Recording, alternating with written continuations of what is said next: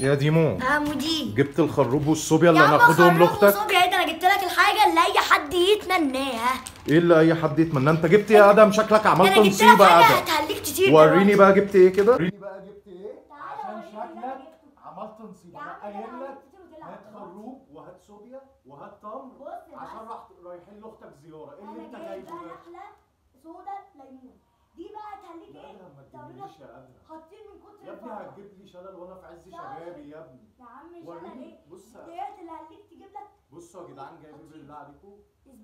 جايب سبيروس باتس ولا اسمها يا سبيروس جدعان زفت. ربنا خطر ليه كده يا جامده عم؟ جامده بس دوق.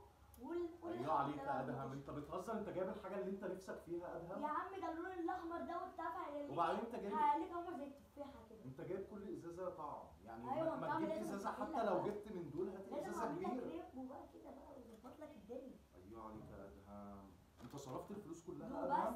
دوق بس قول.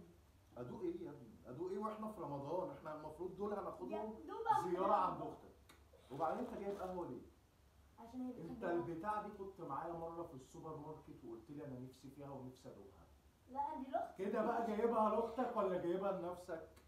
عشان بس نبطل جيب لاختي. امال ماشي ايه؟ يا عم انا عمري كتبت عليك. اللي انت انا دي بتعمله ورده كده. تقريبا برتقال قلت شكلك اصلا كده الحاجه دي كلها كده ما ينفعش ناخدها لاختك. ليه؟ احنا لا نسيب.